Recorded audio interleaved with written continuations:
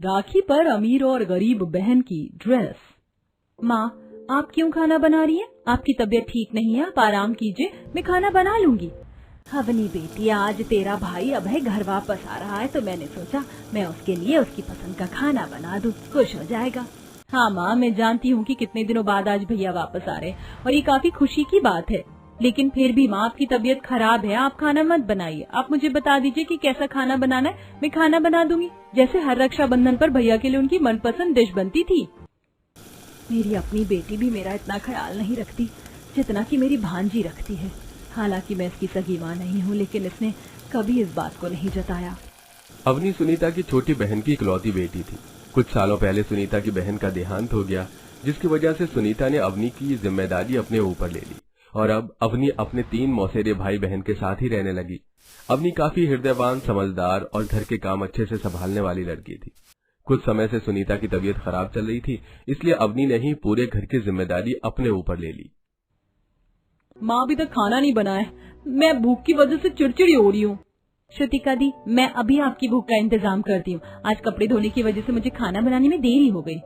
अपनी टाइम से अपने सारे काम पूरे कर लिया करो। तुम्हारी वजह से खाना बनाने के लिए माँ को रसोई में आना पड़ा, जबकि इनकी तबीयत इतनी खराब है।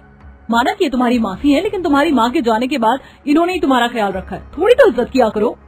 श्रुतिका, सोच समझ कर बोला कर, कैंची की तरह जुबान चलती है तेरी, जो मुंह में आता है बिना सोचे समझे बोल देती है। लेकिन माँ, मैं तो बस, तुझे भूख लगी है ना, अपने कमरे में जा, तेरा खाना तुझे वहीं मिल जाएगा। और मजाल जो अवनी से फिर कभी ऐसी बात की तो। इसके बाद श्रुतिका मुंह फुलाकर अपने कमरे में चली गई। श्रुतिका अक्सर अवनी को इसी तरह की बातें सुनाती। अवनी को उसकी बातें अच्छी नहीं लगती थी, लेकिन सुनीता के हमेशा उसकी तरफ से बोलने पर अवनी को उन बातों से ज्यादा ठेस नहीं पहुंचती। सुनीता अवनी का बिल्कुल अपनी ही बेटी की तरह ख्याल रखा करती और अवनी भी उसे अपनी माँ ही मानती थी। चलो, भैया के आने से पहले ही सारा खाना बन गया। अब मैं पहले श्रुतिका दी को खाना दे आती हूँ। दीदी, आप रोज रोज कितना काम करती हैं, ऐसे में आप अपना ख्याल भी नहीं रख पा रही हैं। देखिए ना, कितनी दुबली हो गई हैं आप। अरे रोहन, तुम क्यों इतना चिंता कर रहे हो? मैं दुबली नहीं हुई हूँ, मैं तो पहले से ही ऐसी हूँ। और हाँ, खाना तैयार हो गया, तुम्हें भूख लगी होगी, तुम खाना खा लो।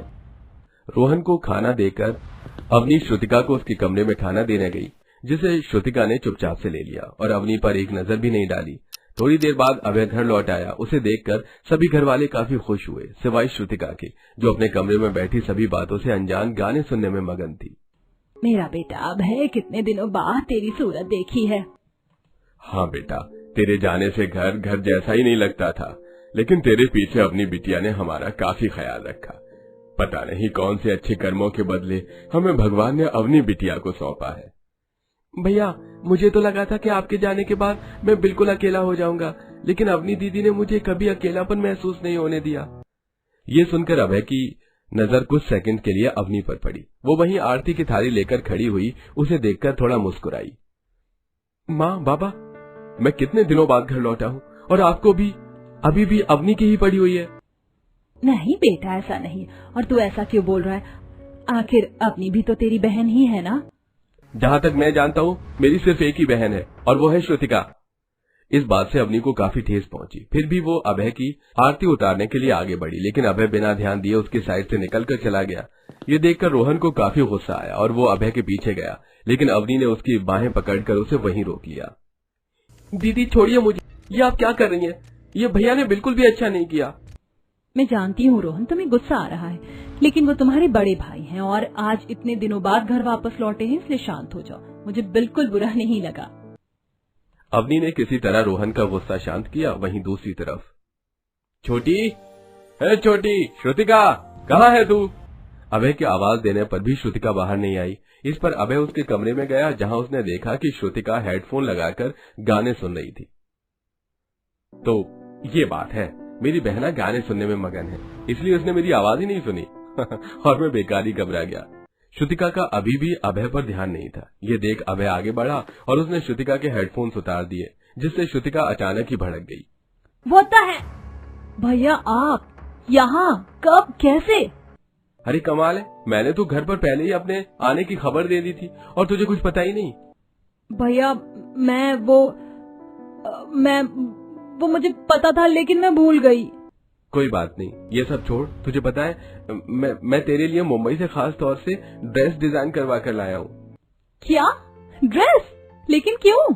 तुझे याद है ना, मैं पिछले रक्षाबंधन पर आ नहीं पाया था और तू मेरा इंतजार करती रह गई। बस उसी का तोहफा लेकर आया हूँ। कल की सरप्राइज पार्टी में मैं यही ड्रेस पहनूंगी। श्रुतिका की बात सुनकर सुनीता वहाँ पहुँची। तेरे पेट में छोटी सी बात भी नहीं रुक सकती। सरप्राइज पार्टी के बारे में सब कुछ बता दिया, अब अपने कमरे में जा। सुनीता की बात पर श्रुतिका मुंह बनाकर वहाँ से चली गई। अब है बेटा, तू श्रुतिका के लिए इतनी अच्छी ड्रेस लेकर आया इसलिए क्योंकि तू पिछले रक्षाबंधन पर नहीं आ सका। मैं तुझे बता दूं कि श्रुतिका को इस बात की परवाह भी नहीं थी। सारा दिन अवनी ने तेरा इंतजार किया था और तू उसी के लिए कुछ भी नहीं लाया। बोल, उसे कैसा लगेगा?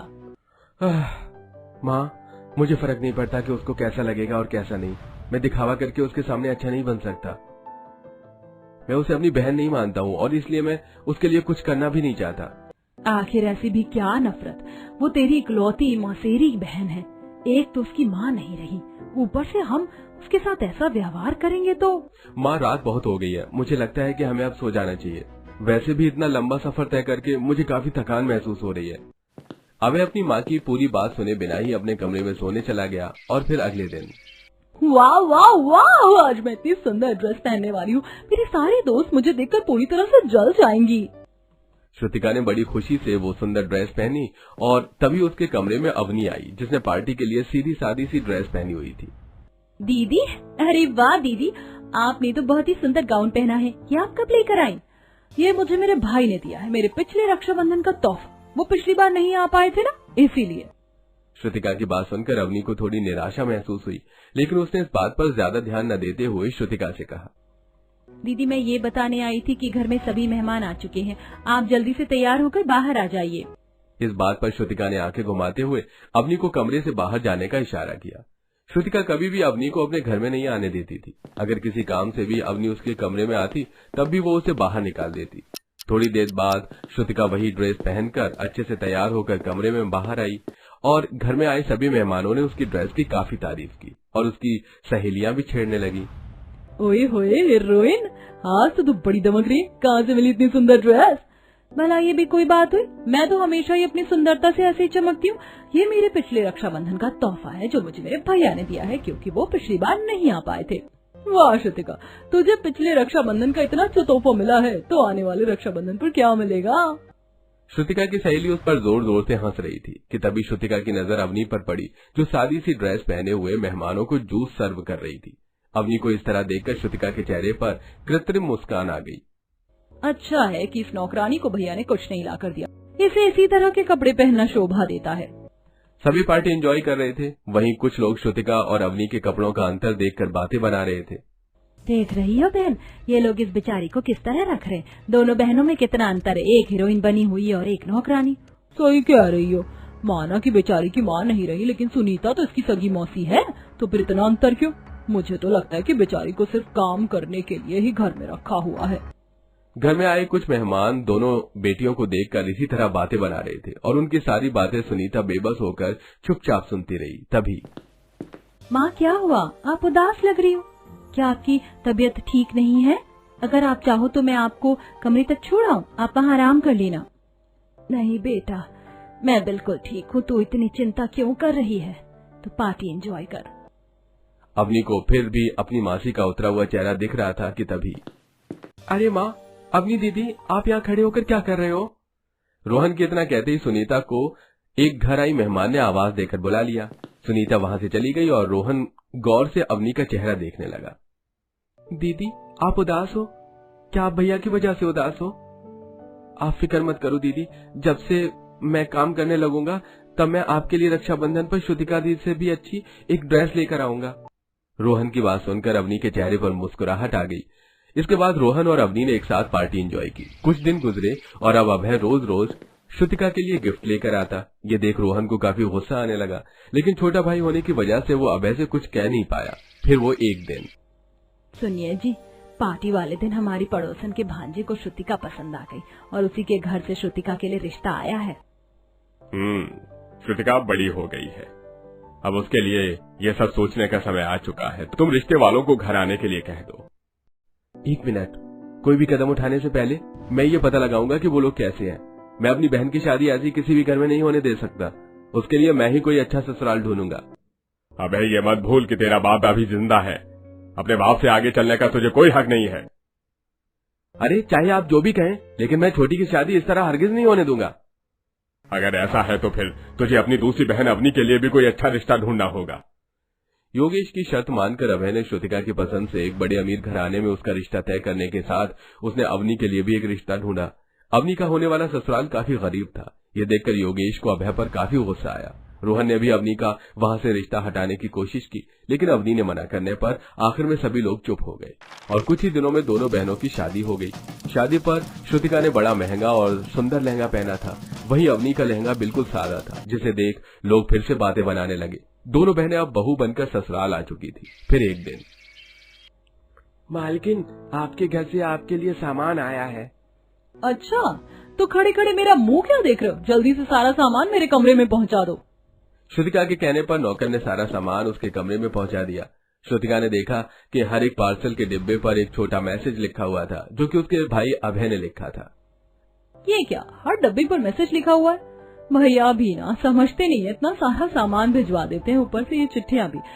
अब इस सामान का मैं क्या करूं? मेरे पति तो इससे कई गुना महंगा और अच्छा सामान मुझे लाकर दे देते हैं, उसके आगे तो ये बिल्कुल बेकार है।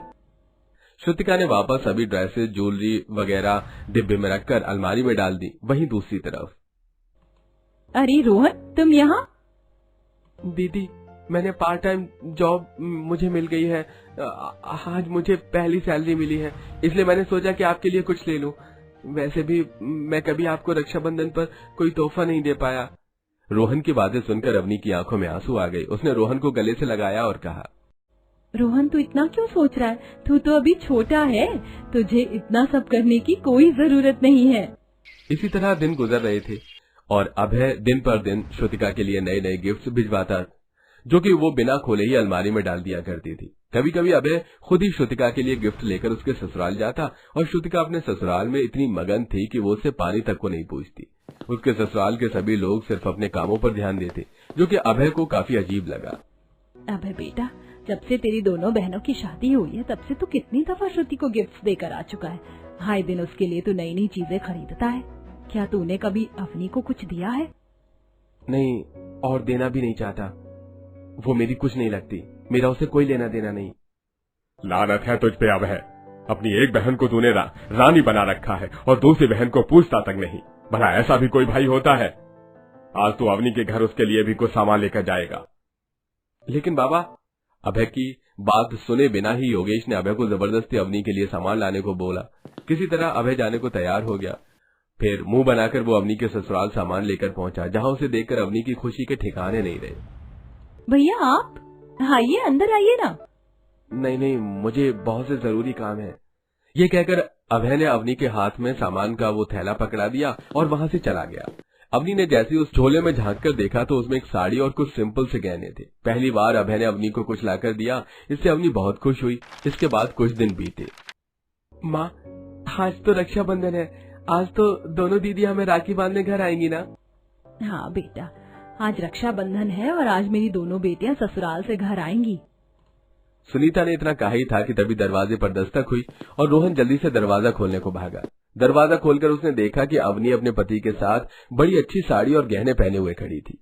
अरे वाह दीदी, अब तो कितनी सुंदर लग रही हो। और जीजा जी अंदर आइए, आप भी आइए दीदी।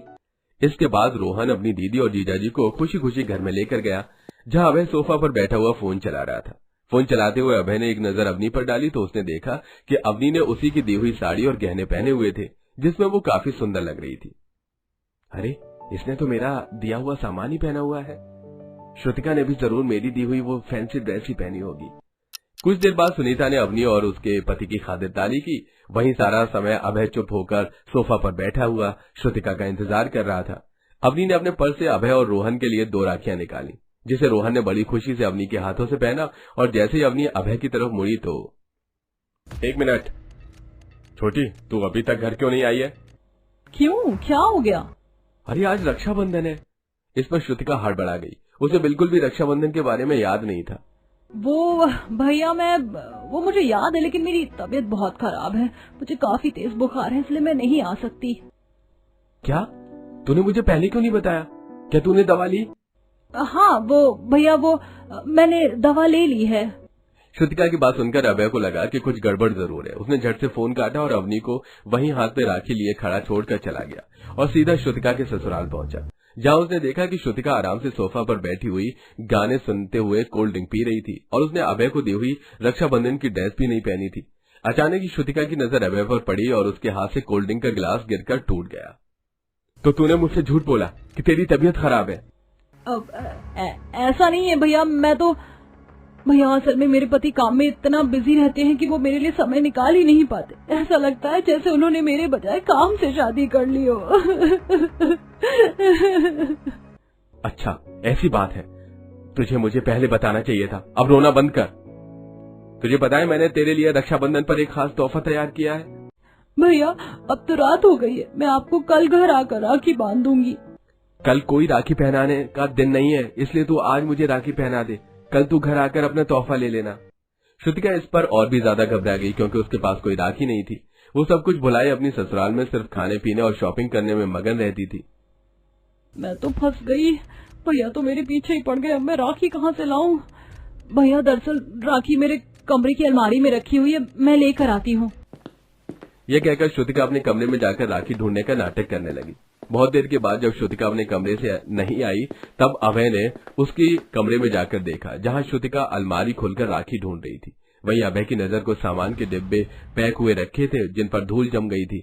वहीं कुछ ड्रेस के पैक भी थे जिन पर भी धूल जमी हुई थी। ये तो वही सामान है जो अभी तक मैं श्रुतिका के लिए भिजवा रहा था। इसने उस ड्रेस को तो क्या बल्कि किसी भी तोहफे को भी खोल कर नहीं देखा। अब अभय को एहसास हो चुका था कि उसकी बहन को उसके प्यार और उसके दिए हुए तोहफे की कोई कदर नहीं थी।